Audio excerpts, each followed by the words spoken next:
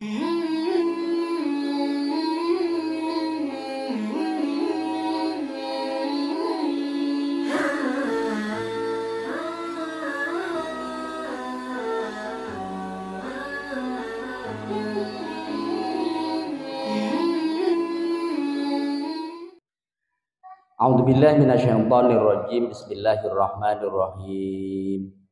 Wa ashhidu idza tabaya'tum wa la yudhurru katibu wa la syahid. Wa in taf'alu fa innahu fusukum bikum wattaqullaha wa yu'allimukumullah wallahu bikulli syai'in alim. Bismillahirrahmanirrahim. Wa asyhidu lan gawe seksi sapa sira kabeh idza tabaya'tum ing dalem nalikane akad adol tinuku sapa sira kabeh. Gawe seksi ngalehi ngatasi bek fa innahu adfa'u lil ikhtilaf.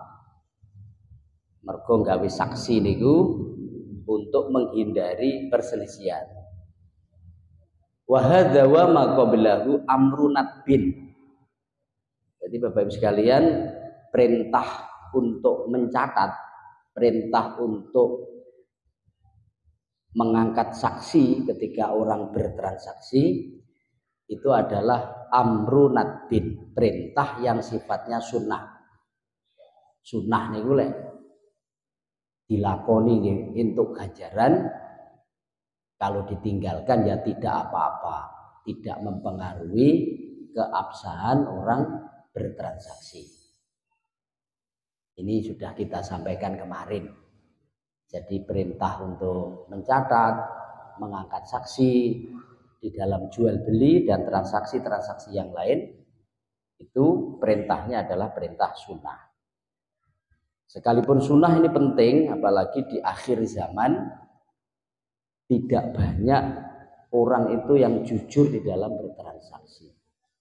Tidak banyak orang yang mempunyai sifat amanah di dalam bertransaksi. Apalagi untuk nilai-nilai jual beli, akad-akad transaksi yang besar. Maka ini untuk akhir zaman mestinya menjadi wajib, gitu ya. Mestinya menjadi wajib, perhatian kita semua. Wala yudhurru lan ora kena gawe kemelaratan, ora oleh mempersulit sapa katibun wong kang nyatet, wala syahidun lan ora mempersulit sapa seksi, tidak boleh mempersulit sahibal haqqi ing wong kang anduweni hak. Jadi harus jujur. Kalau di swalayan, di toko-toko, maka si kasir ini harus jujur. Tidak boleh tidak jujur, tidak boleh mempersulit penjual dan pembelinya. Penjual dalam hal swalayan ya yang punya swalayan. Karena dia bertugas, kasir itu adalah kepanjang tanganan dari pemilik swalayan, pemilik toko. Dia adalah sebagai katib dalam hal ini. Karena fungsi-fungsinya kan banyak ini. Karyawan di dalam toko-toko modern. Jadi ada yang melayani, ada yang mengawasi, ada yang menjadi manajerialnya gitu ya. Ada yang kasir. Lah kasir itu adalah katib. Jadi kalau membuat tulisan-tulisan nota itu maka tidak boleh mempersulit penjual maupun pembeli. Dan ini sering kasir-kasir yang tidak jujur itu. Jadi ini banyak kejadian. Jadi di setruk nota itu kadang tidak sesuai Bapak Ibu dengan nilai barang yang kita beli itu. Nah ini kadang-kadang kita kan nggak teliti. Yes, pokoknya kita percaya kepada kasir, kita menerima setruknya, jumlah totalnya saja yang kita baca, kemudian kita bayar. Padahal kadang kasir-kasir juga nakal. Jadi sampo yang di situ tertulis 7.800 ya. di notanya bisa menjadi 8.900. Kita kan nggak telaten Bapak sekalian, nyatet apa, mengecek ini. Lalu sebab itu ini karena sudah banyak terjadi, bukan dalam rangka kita untuk memenuhi hak kita, tapi sesungguhnya itu adalah sekaligus kita memberi pelajaran dan amar ma'ruf kepada kasir-kasir biar tidak terulang. Jadi niatannya seperti itu. Wala yudhuru katibu wala syahid. Makanya di sini disebutkan waman alaihi bitahrifin awim tinaim nasyahadah, merubah-rubah setruk, merubah-rubah nilai harga, enggak boleh. Itu di dalam tafsirnya. Seksi juga begitu. Kalau dibutuhkan ketika terjadi perselisihan, maka jangan mempersulit. Harus jujur apa yang didengar, apa yang dilihat, apa yang disaksikan. Jangan memberi kesaksian hal-hal yang dia tidak melihat langsung, tidak mendengar secara langsung. Jadi harus jujur. Nah ini terus opo seksi itu bayarane ganjaran yang akhirat. Biasanya tidak dapat bayaran ya, kecuali saksi-saksi persidangan. Itu biasanya ya oleh yang berkepentingan ya dikasih gitu. Tapi kalau saksi-saksi di luar persidangan itu biasanya ya majanan itu ya gratis. Yes, niatun sun untuk islahu dzatil bain, untuk mendamaikan dua orang yang bersengketa. La wa in taf'alu fa innahu fusukum bikum. Wa in taf'alu lan lamun padha agawe sapa katib, sapa sing nyatet transaksi, seksi, berbuat manuhitum anhu, apa yang dilarang oleh Allah, fa innahu mongko temen setuhune para katib, para saksi iku fusukun, piro-piro wong kang fasek itu khurujun anitoah, keluar dari ketaatan terhadap aturan-aturan Allah. Bikum lawan sira kabeh para yang bertransaksi, karena katib dengan saksi itu kan pihak ketiga. Jadi pelaku utamanya kan penjual, pembeli, baru ada katib, kemudian saksi. Jadi dua orang ini penunjang terhadap terjadinya transaksi. Katib itu kalau di zaman modern bisa notaris. Karena notaris itu biasanya juga bisa membuat surat-surat berharga, surat-surat penting maksudnya. Apa itu perjanjian jual beli, utang piutang dan seterusnya. Wattaqulan padha wedya sapa sira kabeh takwa Allah ing Gusti Allah. Takwa itu adalah imtithalu awamirillah wajtinabu nawahihi. Jadi kita mengikuti aturan-aturan Allah, diantaranya kalau bertransaksi syarat rukunnya terpenuhi. Di antaranya adalah ada penjual, ada pembeli, ada sihwat, ada bahasa untuk bertransaksi. Kemudian makut alehnya itu harus memenuhi syarat. Di antaranya bukan barang yang najis, barang yang halal, namanya rukun-rukunnya. Itu adalah aturan-aturan Allah yang harus dipenuhi dan ditaati.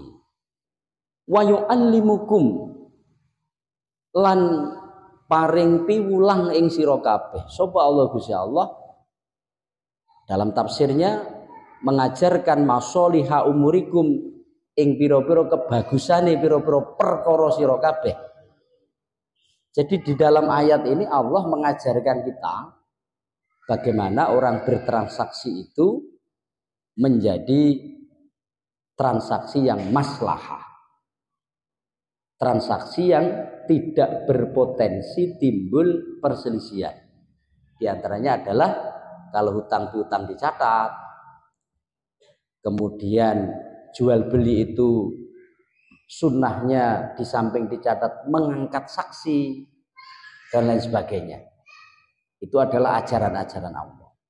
Kalau ini kita ikuti Bapak sekalian, ya kira-kira sengketa-sengketa yang timbul dari utang-utang gitu ya, yang timbul dari jual beli ini insya Allah ya tidak ada, paling tidak bisa diminimalisir.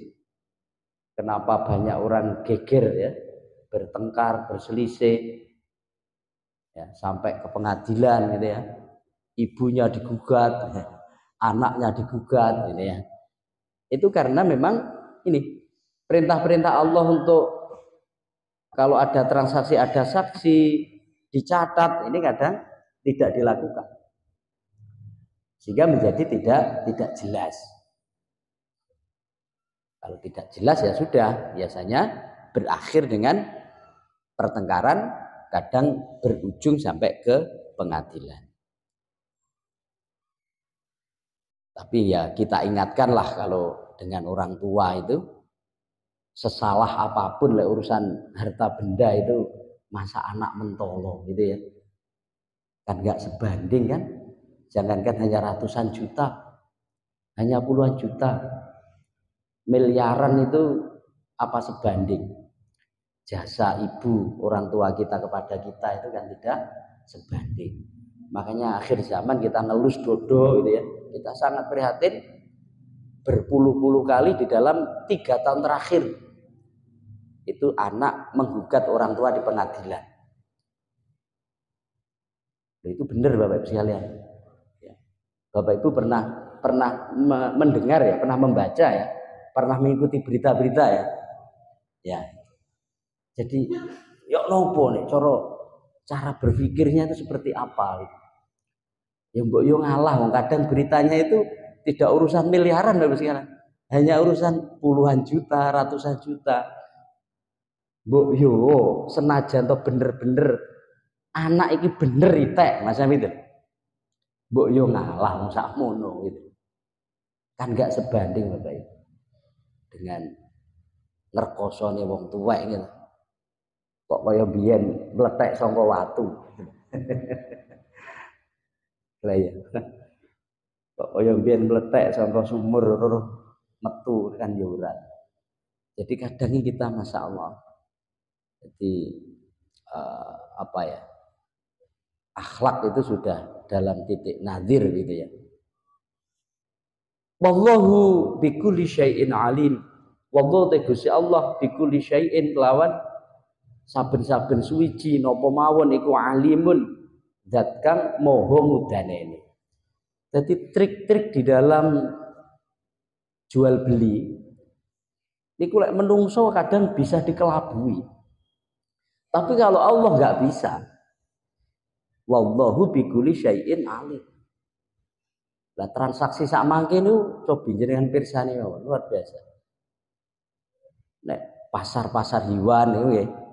Niku nggih enten banjete niku. Rata-rata profesi banjet niku kuwatah. Lek tenggene pasar-pasar hewan. Banjet niku napa to?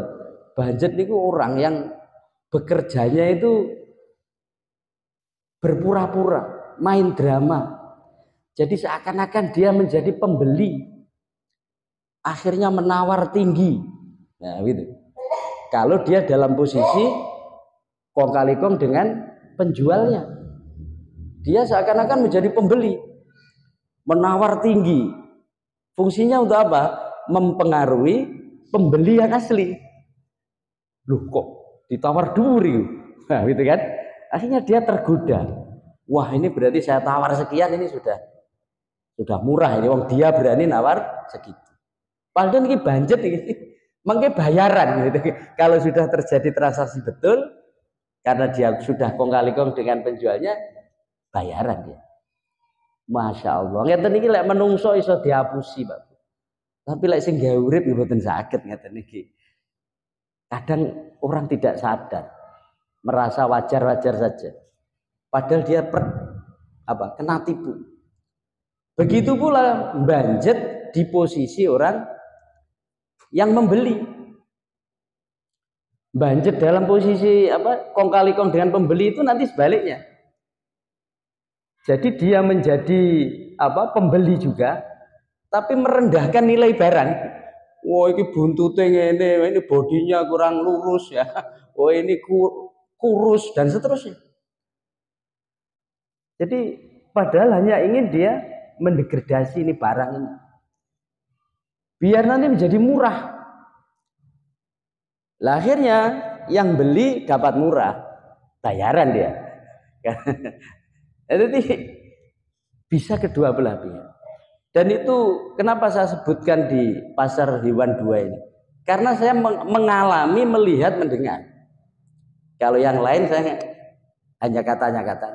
Tapi kalau di pasar hewan itu saya tahu sendiri, juga mengalami, hampir jadi kurban gitu ya. Makanya ini saya ceritakan. Dan itu kelihatannya masih banyak, ya masih banyak. Lek jenengan pengen sumerep, sakniki mboten usah teng pasar hewan. Jenengan googling nggih, YouTube napa-napa ngoten, jenengan klik pasar hewan ngoten medal santen nggih. Lah coba jenengan lihat konten-konten YouTuber niku. Niku lho. Lho wong sapi siji lho sing ngrubung wong akeh. Saestu niku. Padahal sing tuku nggih siji. Liya-liyane jongkok-jongkok nek terus pundi ya Allah iki banjir iki. Jadi tolabul halal ini hukumnya wajib, mencari rizki halal ini hukumnya wajib. Maka bagi kita dalam bertransaksi harus punya pengetahuan agar tidak tertipu dan berjanji kepada diri sendiri untuk menjadi orang yang jujur dan tidak menipu.